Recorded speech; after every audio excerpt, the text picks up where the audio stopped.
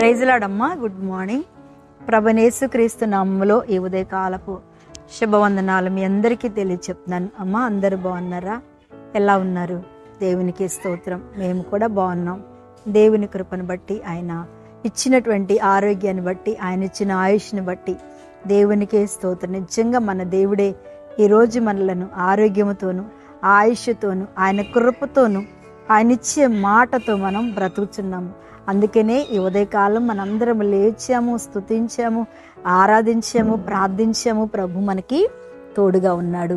ఆమేన్. ఈరోజు దేవుని వాగ్దానం కొరకు ఎదురు చూస్తున్న మీ అందరి జీవితంలో ప్రభు మాట్లాడుతున్నటువంటి వాగ్దానం ఏంటి అంటే 126వ దావీదు కీర్తన 4వ వచనాన్ని 5వ వచనాన్ని చదువుతున్నాను. కన్నీళ్లు విడుచుచు విత్తువాడు సంతోష గానముతో పంట కోసెదరు.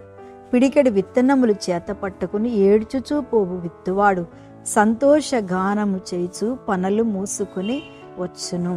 దేవుడు చక్కటి వాగ్దానం ఈరోజు చెప్తున్నాడు. ఏంటంట? కన్నీళ్లు కదా. ఈరోజు దేవుడు మనతో మాట్లాడుతున్న మాట, వాగ్దానం కన్నీళ్లు. అబ్బా, ఈ కన్నీళ్ల గురించి అసలు ఎవరు మాట్లాడతారండి? ఎవ్వరు మాట్లాడరు కదా. ఏ దేవుడి దగ్గరికి వెళ్ళినా, ఎవరి దగ్గరికి వెళ్ళినా వాళ్ళ ఆశీర్వాదం నాకు దేవుడు ఇట్ట చేశాడు, అట్ట చేశాడు. ప్రయోజనము లేని వారి దగ్గరికి వెళ్ళి ఏడవటం చాలా నిష్ప్రయోజనం. కానీ ప్రయోజనము కలిగిన ఆ కన్నీళ్లను ఆశీర్వాదంగా మార్చగలిగిన శక్తివంతుడైన ఆ పరిశుద్ధాత్మ దేవుని దగ్గరికి మనం వెళ్ళి నిజంగా ఆత్మతో సత్యముతో ఆరాధిస్తూ మన హృదయపూర్వకమైన కన్నీరు విడిచొచ్చు. నిజమే, ఎంతో మంది జీవితాల్లో దేవుని బిడ్డలారా కన్నీరు విడుస్తున్నాం కదా. ఆమేన్. కన్నీరు విడుస్తున్న మీ అందరికీ, కన్నీళ్లతో ప్రార్థన చేస్తున్న మీకు, కళ్ళమ్మట నీళ్లు రాకుండా పెదాలతో ఎన్నో ప్రార్థన చేస్తాం. కానీ ఆత్మీయం చూడండి, యేసు ప్రభు కూడా ఎక్కడ కన్నీరు కార్చారైనా చూడండి, చెమట రక్తముగా మార్చెను. ఆయన కూడా కన్నీరు కార్చెను. ఎప్పుడంటే లాజరు చనిపోయినప్పుడు మార్తా మరి ఏడుస్తుంటే ఆయన కూడా హృదయములో దుఃఖపడ్డాడు. ఆమేన్. హల్లెలూయా. దేవుని బిడ్డలారా, ఆ యొక్క గెస్సెమనే వనంలోకి వెళ్ళి వేదనతో, ఏంటంట బాధతో, కన్నీరు గురించి అక్కడ రాయలేదు. కానీ ఆయన ప్రార్థన చేస్తున్నప్పుడు చెమట రక్తముగా కదా. అంటే చెమట రక్తము అంటే ఎంత లీనమైపోయాడో ప్రార్థనలో. బాధను జ్ఞాపకం చేసుకుంటూ, విజ్ఞాపనను జ్ఞాపకం చేసుకుంటూ, ఆ వేదన జ్ఞాపకం. నిజమే, ఆ వేదన అనుభవించిన వారికే తెలుస్తుంది. ఆ కన్నీళ్లు అనుభవించిన వారికే తెలుస్తాయి. ఆ కన్నీళ్ల ప్రార్థన అసలు మనం ఎందుకు చేస్తాము అనేది చాలా మందికి తెలియదు. కానీ కన్నీళ్ల ప్రార్థన, ఇర్మియా చూడండి, నశించిపోతున్న వారి కోసమంట తల్ల మునకలయ్యేంత వరకు కన్నీరు కాచి ప్రార్థన చేశాడట. అప్పుడే దేవుడు దిగివచ్చి ఆయనతో మాట్లాడారు. మనం చాలామంది కన్నీరు కాచి ప్రార్థిస్తుంటే చాలామంది మనల్ని ఎగతాళి చేస్తారు కదండి. క్రైస్తవులకి ఎప్పుడు ఏడిపోయినా, కొంతమంది అయితే మా సేవలోకి వచ్చినప్పుడు మేము కన్నీరు కాచి ఏడ్చి ప్రార్థన చేస్తున్నప్పుడు, అమ్మో అక్కడికి వెళ్ళొద్దు, ఎప్పుడు అక్కడ ఏడుపులు మొత్తుగోళ్లే ఉంటాయి, అమ్మో వాళ్ళని చూస్తుంటే మాకెట్లాగో చిరాకేస్తుంది అనేవాళ్ళు కదా.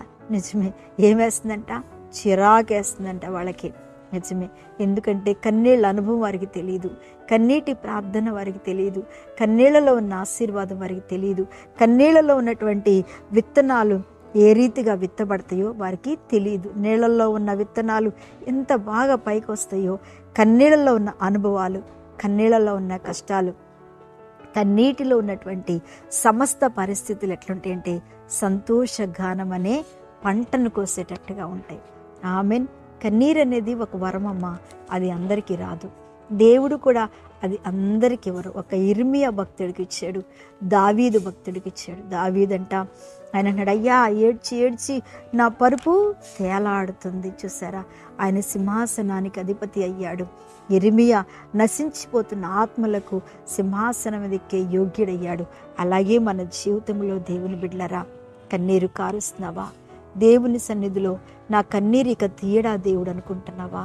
నా కన్నీటికి ఇక అంతము లేదో అని అనుకుంటున్నారా ఎవరైనా? ఎప్పుడు నా జీవితంలో ఏడవలసిందేనా? ఎప్పుడు కన్నీరు కారవాల్సిందేనా?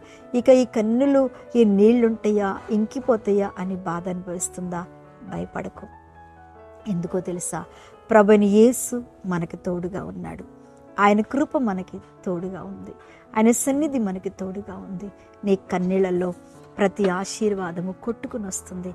నీ కన్నీళ్లలో, నీ కుటుంబంలో, పిల్లల రక్షణలో, నీ భర్త రక్షణలో, నీ భార్య రక్షణలో, నీ పరిస్థితులు ఆనందంలో కొట్టుకుని రాబోతున్నాయి. అందుకే దేవుడు మనకిచ్చిన గొప్ప వరం కన్నీళ్ల ప్రార్థన. చెప్పండి అందరూ, కన్నీళ్లతో విత్తువాడు సంతోషగానం అనే పంటను కోస్తాడు. ఈ దినమున ప్రభు వాగ్దానం. అలాగే పిడికెడు విత్తనములు చేత పట్టుకుని ఏడ్చుచూ పోవాడు ఆనందగానంతో తిరిగి వస్తాడు. నిజమే అయ్యా, ఇదే నాకుంది, అయ్యా ఇదే నా పరిస్థితి అని ఏడుస్తూ ఉన్నావా? దేవుని చేతులు పెట్టు. తప్పకుండా ప్రభు నీ కన్నీటిని నాట్యంగా మారుస్తాడు. తప్పకుండా నిన్ను ఆశీర్వదిస్తాడు. తప్పకుండా దేవుడు నీ కుటుంబంలో అద్భుతమైన కార్యం, నీ కన్నీళ్ళకి దేవుడు కార్యం చేస్తాడు. కళ్ళు మూసుకోండి, ప్రార్థన చేస్తాను. మహాపరిశుద్ధుడా, మహిమ కలిగిన తండ్రి, స్తోత్రములు దేవా.